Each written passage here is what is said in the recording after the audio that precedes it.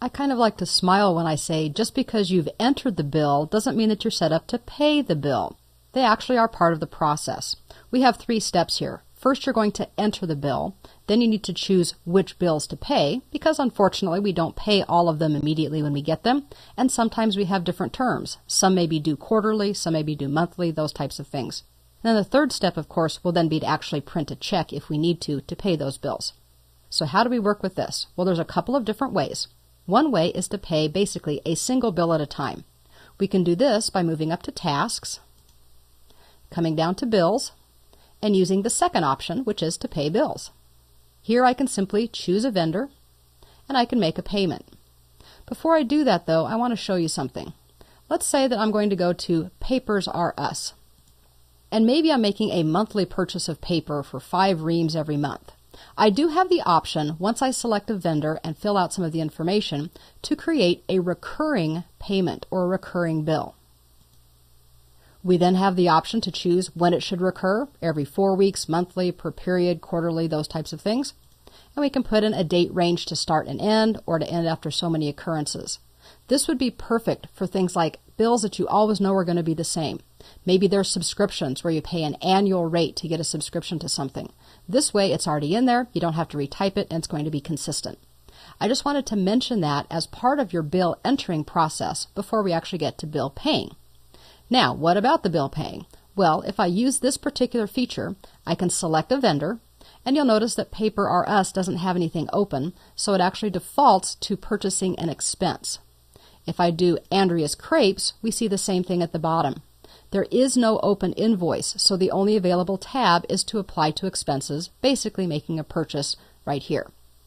But we did get a bill from our cell company. Let me click on the right field.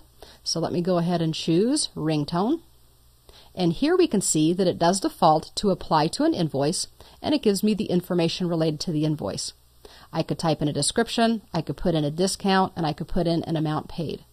This would all be very simple, as we can see. I do want you just to note that the due date for this is September 27th. And the reason I'm doing that is because I'm going to close out of this window without saving the changes and show you the second way to pay bills. I'm again going to go back to the task menu, but this time I'm going to choose Select for Payment. This is the way you can batch process. When I choose Select for Payment, it gives me a dialog box that lets me determine what I want to see, basically a filter.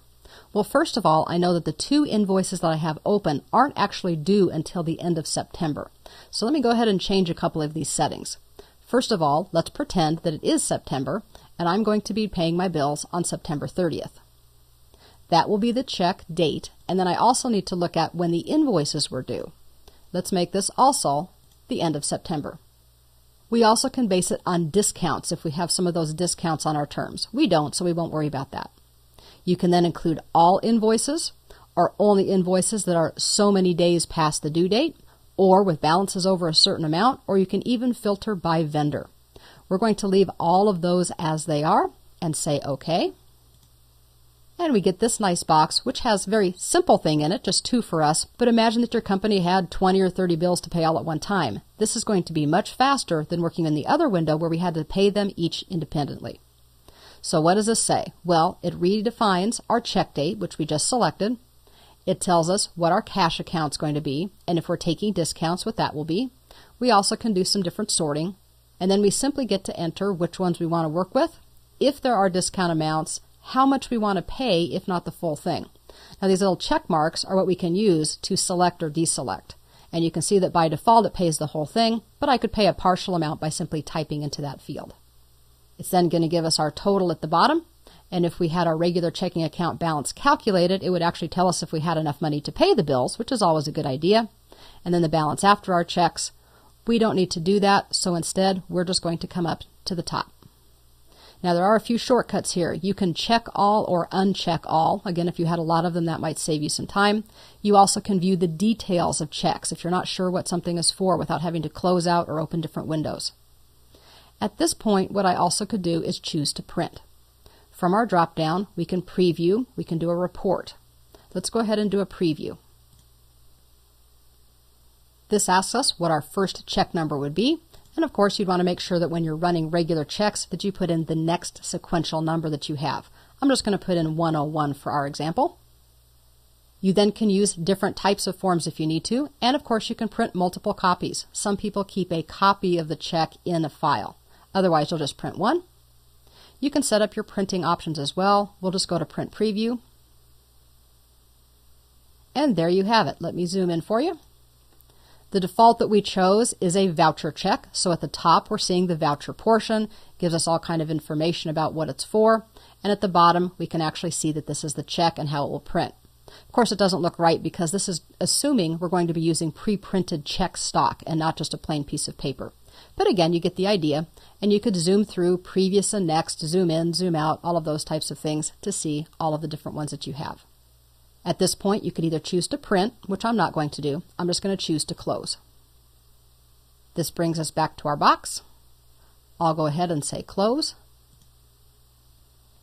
It says that we have invoices on the window. Do we want to print these checks? We'll say yes. It kind of runs us through the same thing. And again, I'm going to go ahead and say this so that it marks them as processed, but we won't, of course, see this happen. Once again, Peachtree also keeps me honest. You have to know what your next check is. So check your stack in your check stock and make sure you enter that. Then print.